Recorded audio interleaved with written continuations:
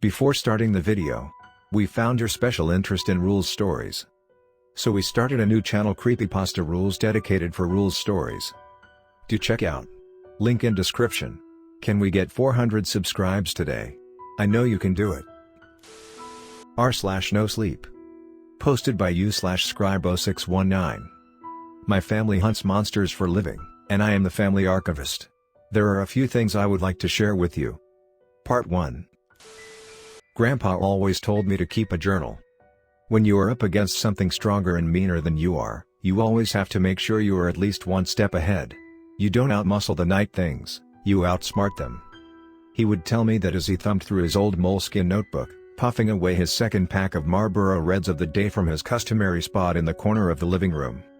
I am pretty sure that this wisdom was not the old man's invention, as the family library is full of tattered old records from generations past.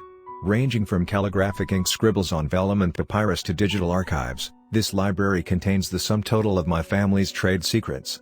Mind you, these are not academic papers or police reports, just a series of hurriedly finished entries that survivors jotted down as they bound their wounds and buried the dead. Yet despite my best effort in keeping up with the journal-keeping tradition, Grandpa eventually decided that I had no business doing field work with my cousins on the account of my terrible marksmanship. Slow hands and bad aim mean certain death out there, and he was not going to let his favorite grandkid be torn apart limb from limb just because of a lack of firearms aptitude. Hunters who don't do field work usually end up supporting the family in their own unique ways. For example, Xiao Qi, my second oldest sister, passed the New York State Bar at the age of 24, and has been handling all legal matters within the family ever since 2012. I myself was never as smart as Xiao Qi, so a fancy law degree was out of question. Instead, I became the family archivist. I have been digitizing the survivors' journals my whole life, spending most of my days idly typing away from the family house's porch steps with sheets of parchment and vellum neatly piled next to me. Some of the things I have read are too horrible to tell non-professionals. Even I have sat frozen in disbelief and fear as my hands crumpled old records from time to time. There are, however, a few entries that could provide both helpful survival tips and adequate entertainment to the reader. So I wish to share my family's trade secrets with you. It's not like that we deliberately hid these information from the public, we just didn't have the chance to share them. Hunters are by nature introverted, and live in remote locations where they can set up shop consisting of illegal firearms and suspicious magical practices. It was the lack of contact with the general population that made our knowledge and tricks apocryphal, not any deliberate cover-up operations on our part. In fact, many anthropological or art historical papers that you can find on Google Scholar contain a bulk of what we consider as essential information for the new recruits. Different cultures have dealt with night things in their own, unique ways. I am quite sure that you have at least heard about folklore about driving vampires away with garlic and killing werewolves with silver bullets. Our trade secret is just the distillation of such tips and superstitions, the byproduct of intergenerational effort of figuring out what component of the garlic is so hateful to the bloodsuckers, and why silver turns shapeshifter blood into battery acid. In short, it is highly likely that you are already familiar with what we consider as the last bulwark against the horrors of the night. You have seen them in Hollywood horror movies, heard about them from nursery rhymes, and read about them while doing your history homework. Our methods are just more refined, more scientific. A good example of this is the 4-shot revolver, the standard sidearm that every hunter carries. So for today, let's talk about the trustworthy 4-shot. To say that there are many variations of the 4-shot is a vast understatement, as instructors encourage trainees to customize the gun to fit their fighting styles from early on. The fact that every hunter's workshop has its own gunsmith contributes to the diversification of the 4-shot designs. I have seen 2-feet-long 4-shots that carry .50 caliber rounds, and even ones that are basically 4-barrel shotguns. Yet despite the sheer variety of design, every 4-shot has one thing in common. The 4-shot, as its name suggests, holds 4 bullets composed of a steel and silver alloy. This seemingly nonsensical or irrelevant characteristic is exactly what makes the 4-shot an effective weapon against so many night things. The ritual significance of the number 4, so similar in pronunciation and shape to the Chinese character death in East Asian cultural hemisphere, provides a measure of stopping power against the night things from the region. Steel is poison to fairies, and silver hurts shapeshifters badly. It's definitely not a cure-all, as the combining of ritual elements from different cultures usually end up in the significant loss of efficacy of individual components. Besides, there are plenty of cultures out there that have stories about night things impervious to all the things I have just described. One must not forget, however, that the four-shot is a gun. Night things are creatures of flesh and blood. No matter how horrible their magical abilities, they still bleed when hit. A round of the four-shot to the belly can stop many night things in their tracks, and there are many petty creatures that you can kill with a simple, well-aimed shot to the head. Of course, there is always the issue of regeneration or vindictive curses, but that is exactly why we keep our journals. The four-shot is meant to be your last resource, something that you can count on when pacification rituals or pentagram wards fail. Customizing the four-shot for the next assignment is an integral part of any hunter's professional preparation. For example, rubbing lamb's blood and salt on the barrel effectively turns the gun into a pseudo-exorcism device effective against fiends and monsters from Abrahamic traditions. Smoking the chamber with sandalwood incense and brushing the barrel with ghee provides some edge against night things from Vedic traditions, and also makes the gun smell amazing for a while. When hunting in Japan, we visit local Shinto shrines for the ritual purification of the piece. When hunting in Spain, we make it a point to stop by the local Catholic church to dip the barrel tip in the basins of free holy water placed next to the main entrance of the chapels. You see, the very idea of sacredness is often an anathema to many night things. After the previously mentioned preparatory steps, the four-shot becomes an effective method of launching bolts of holiness through gunpowder-based propulsion of projectiles. If the chamber and the barrel of the four-shot give us the means to kill night things, the hilt provides a modicum of protection against their influences. Scrimshaw of a saint's bone is a very popular decoration choice for pistol hilts for hunters operating in Europe. Hunters operating in China wrap the hilt in red silk, and my cousin, who lives and works in Congo, never leaves the house without tying a small nkandi around the hilt. The level surface of the hilt also provides an excellent writing surface, and I have seen people inscribe entire sutras on it before heading to assignments in East Asia. Such devices will not provide protection against fangs and claws, but will most certainly help you resist curses and malign hypnosis, which are often as dangerous to the hunter as the former. Well, it looks like Grandma just finished baking her tuna casserole and wants me to get off Reddit to help her set the table. I don't know when I will be able to come back to write to you as June solstice is fast approaching. Hunter houses get busy around this time of the year. The next time I write to you, however, I will tell you about the time that my cousin, Kim Hyuk, hunted a nine-tailed fox in Korea. Hyuk is an outlier. He is from a branch of the family that gave up on hunting for a living and assimilated into the general society. He has an engineering degree from the Seoul National University, which is the Korean equivalent of Harvard for all you Americans, and used to pull seven figures in a successful tech startup before he joined the family business. The nine-tail was the first night thing he hunted, and he has been specializing in hunting the vixens ever since then. It's very rare for hunters to specialize in a specific night thing, as versatility and adaptability are the most important qualities in ensuring the survival of a hunter. Becoming too focused on one quarry will inevitably distract you from other night things that are just as dangerous and hungry as your target of choice, and that is never a good thing for a hunter. It's usually those who join the family business with a personal vendetta that end up going down that road, which is precisely the reason they seldom last long. Hyuk most certainly came to us with a desire for revenge, which was understandable considering the blood-chilling accounts of his first hunt that I read from his journal. Unlike others of the type, however, Hyuk is still alive today after 7 years of a dangerous and fruitful career. In fact, he is running the family workshop in Seoul, Korea these days. Anyhow, here's the bit about Hyuk and the nine-tailed fox. Grandpa always used to tell me that a nine-tail is one of the dangerous night things out there. The bastards think. Hunting a night thing that can plan and think better than you is always a chore, and those vixens are really good at that. He would always rub the small white scar around his right temple as he said that. I never asked him where he got the scar from, but I still have my guesses. Out of all shapeshifters, the nine-tailed fox is the most troublesome to deal with. These night things are nothing like werewolves, and tracking one down is never as easy as just listening in on the local police radio channel on a full moon. Instead of brute strength, the nine-tail relies on cunning and guile, always staying one step ahead of both its prey and hunter. As such, a nine-tail hunt is often an arduous process involving careful planning and long hours spent in stuffy camo suits while pissing into plastic bottles. There are many conflicting theories about how the nine-tail first came to be.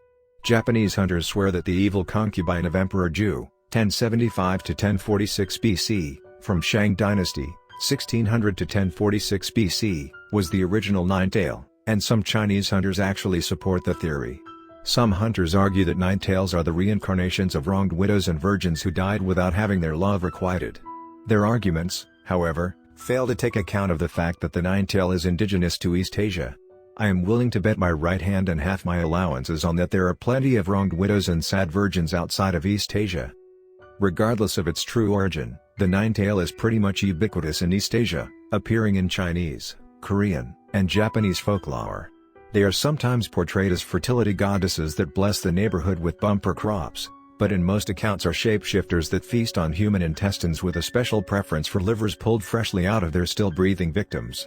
They are notorious for transforming into attractive young women who use their sexual charms to seduce and kill, and sometimes even go so far as to marry into a human family to bide for the right time to wipe out the entire household in one grisly harvest of blood and organs. Hyuk was 24 when his parents adopted an adorable little girl, and named her Dalki. You see, they always wanted a daughter but ended up with 3 sons, and adopted Dalki when the doctor told Mrs. Kim that she can no longer have children due to health complications. Dalki instantly became the apple of the eye to all family members. She was a pretty little thing with wits as sharp as a knife and a smile that made the entire room light up. Everyone who saw her instantly fell in love with her. In retrospect, this should have been a dead giveaway. You see, us hunters reek of curses. They flow in our blood, seeping out of our pores and orifices. Some of the curses are remnants of ancient ones placed on our bloodlines, some others we actually cast on ourselves to ward against things even more horrible than the mutilation of our very souls. As a result, people outside of our bloodlines are generally wary of being in the same room with us. There is a sense of wrongness that follows us around. Being around us makes people feel fear and discomfort, and that is the reason that we seldom adopt from outside of hunter bloodlines. Hyuk's family has been out of the family business for 4 generations at that point, and did not think it strange that a child of non-hunter descent was actually having a good time in their household. They had also forgotten that night things love hunting the hunters back. They are our predators, and are quite upset about what they perceive as our disruption of the natural order. To their eyes, we are livestock. They remember what it was like to slowly walk into the glades as the embers died down, the hairless apes crying out in terror as the shadows grew longer and the air grew colder, the fire-hardened sticks in their hands shaking as they made their desperate, futile stand against the horrors of the night. So night things make it a point to kill any defenseless or ill-prepared hunter that they come across. Dalki had infiltrated Hyuk's family with a clear goal in mind, and she made her intentions audaciously clear when the right moment arrived. Dalki's harvest happened on her 8th birthday. The only reason Hyuk survived the night was because he was deliberately late to the party. He had fallen out of touch with his parents a few years before the incident after a disastrous argument concerning his choice of partner. Like so many Korean parents, Mr. and Mrs. Kim just did not know how to handle their son coming out to them as gay, and had lashed out at Hyuk. Hyuk seldom visited his parents, and was only planning on dropping by shortly that night to give Dalki her birthday present. He walked into a scene of carnage. Nine-tails like to play with their prey, making sure that they squeeze out every drop of delicious agony and pain from the victims' bleeding mouths. Dalki had flayed her mother and disemboweled her father. It was very clear from the way the bodies were positioned that they actually had to watch their spouse be torn apart in front of them as they themselves died horrific deaths. Hyuk's 2 brothers, who were respectively 15 and 13 at the time, lay in tattered scraps across the kitchen floor, with a yellow post-it note stuck to the grotesque pile. "I saved some for you in case you were hungry. See you later, older brother." The Korean workshop only found out what happened 5 days after the incident, and Uncle Tae-san went over to the scene to investigate and clean up, not expecting there to be any survivors. Tae-san found Hyuk frozen in place, his clothes soaked through with stinking, rotting blood and his stiffened hand clutching the mutilated remains of his family. Flies swarmed around him, maggots were crawling on his skin, but he simply did not move. He had soiled himself from the crouching position he had settled into, and his pants were leaking excrement. The pungent odor of shit and piss barely added anything to the atmosphere saturated with rotten blood. Tae-san later told me that he was sure that what he was looking at was another night thing, and almost shot Hyuk on the spot before he realized that the man was weeping. Tears were flowing in a constant stream from his bloodshot eyes, carving 2 jagged lines of clear skin across a canvas of splattered blood. Those eyes never left the broken corpses even as Tae-san dragged him away from the scene. It only took Hyuk a couple months to complete his training and get his 4-shot, and from the very first day he was dead set on becoming a 9-tail specialist. I have only seen Hyuk's 4-shot once, but that was enough to leave a lasting impression. If there's anything that 9-tails are scared of, it's tigers. Hyuk engraved a lunging tiger across the barrel of the hunting rifle that he calls his 4-shot, its yawning maw ending at the muzzle in a ferocious roar. He makes sure to spray tiger piss on the rounds and clean the gun with rendered tiger fat every time he goes hunting, and the gun positively pulsates with the murderous savagery derived from his obsessive ritual installation of the tiger's presence. The butt of the rifle is lined with tiger bone scrimshaw of the most graphic nature. Its depiction of a dozen of tigers indulging in the wanton massacre of all living things is the most disturbing thing to look at because of the sheer hatred and bloodlust it emanates. Shooting a nine-tail through its heart with such a thing is similar to hurling a full-grown Siberian tiger at it. There is simply no chance of the night thing surviving the impact. With the weapon in hand, it was time for Hyuk to set the trap for his quarry. Nine-tails are careful creatures. They will run at the first sign of danger, and baiting one is nearly impossible. That is, unless you have something that a nine-tail wants, unless you just so happen to have something like the warm, sweet liver of a prey that got away. As ritual scarring or tattoos are relatively common ways of warding against malign influences, it is not uncommon to see hunters mutilating their own body in the process of a hunt. What Hyuk did to himself, however, was on an entirely different level. Hyuk blackmailed a surgeon at gunpoint to get exactly two things done to himself. First, he drew as much blood from his own body as it was medically possible, threatening the doctor to not start the transfusion until the process was complete. It was important that the blood was entirely his own, not a drop of someone else's mixed into the pool. After that, he had the poor doctor take a sizable chunk of liver out of a body that was already half dead from blood loss. It's honestly a small miracle that the doctor managed to complete these procedures without killing Hyuk. The blood and the liver chunk were the ace in the hole. It was something that Hyuk knew that the nine-tail wanted badly. There was, however, no chance that the vixen would willingly walk into what it suspected was a trap. If he was to coax the nine-tail out of hiding, he had to provide it with enough reassurance that it was not in any danger. This is the reason that Hyuk smuggled out the body of a homeless man from the local police station morgue, drained the carcass of every last drop of blood by hanging it upside down with its throat slit, and ran it over repeatedly with his Range Rover. Afterwards, he scooped the bits of shattered bones and flesh into a coffin, doused it generously with his own blood, and placed his liver chunk on it like a cherry on the top of a hot fudge sundae. Mind you, the man should have been in an intensive care unit at this point. He had just taken out half his liver and about 3 pints of blood. Vengeance, however, is a powerful and dangerous fuel, driving men to work past their physical limit. I still haven't figured out exactly how he managed to arrange a funeral for himself and also intern a mangled, stolen corpse into a proper grave, but the Korean family workshop has always been on good terms with the local government.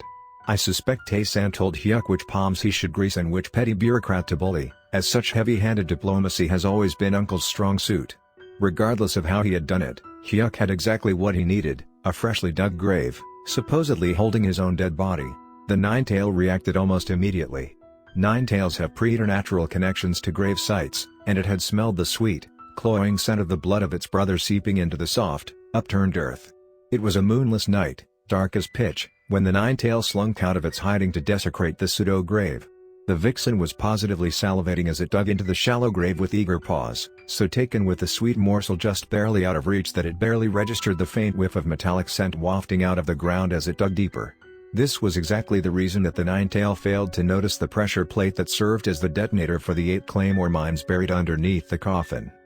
The explosion was deafening, the ensuing storm of ball bearings and metal shards shredding everything within the near vicinity into bloody scraps and smithereens. Had Hyuk wanted to give the nine-tail a quick and painless death, he would have rigged the mines with ritual devices and consecrated silver. That was never his intention to begin with. The claymores were meant to be a distraction, something that would cripple and hurt but not kill.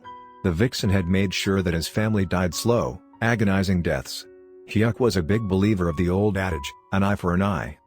The nine-tail emerged screaming from the inferno, half its face gone and its belly trailing a long line of entrails.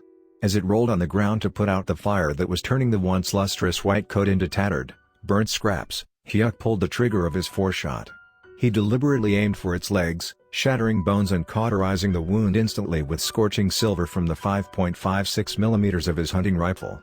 4 legs, 4 shots. The nine-tail collapsed on the ground, a half-dead pile of burnt meat and splintered bones without any limbs to carry it out of what would surely be its grave. Hyuk took his time.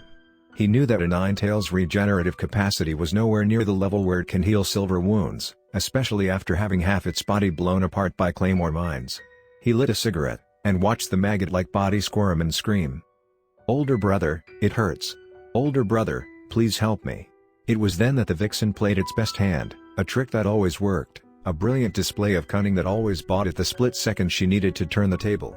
The nine-tail shape shifted its face into Daoki's, a face that Hyuk had cared for and loved. You see, this is the reason that night things were never able to truly wipe us out from the face of Earth. No matter how smart, or how cunning, they just don't understand how people's emotions work. Sure, they are good at scaring us, or manipulating us. But they do not understand love, nor the burning rage of a person who lost someone dear to them. The nine-tail simply did not anticipate the burst of fury that followed. Hyuk had chosen a remote glade up on a mountain to dig the fake grave, a cautionary measure that ensured that no civilian got dragged into his revenge. Korean mountains are nothing to be toyed with, and he had put on a pair of heavy hiking boots to help with the climb.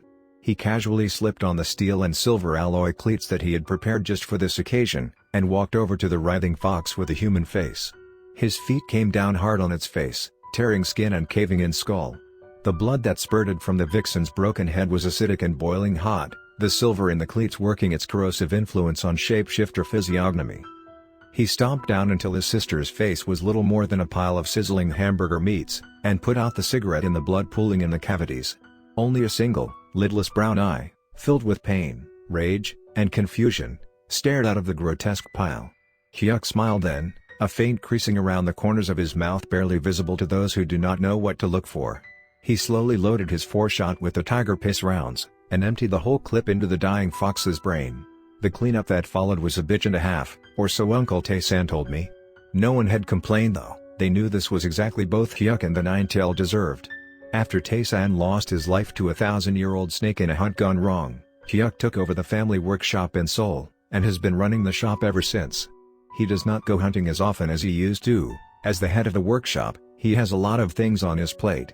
After all, it is the head's responsibility to pick up contracts and maintain a good working relationships with both government officials and other hunter households. Whenever he hears the report of a nine-tail, however, he starts cleaning his horrible 4-shot hunting rifle with rendered tiger fat.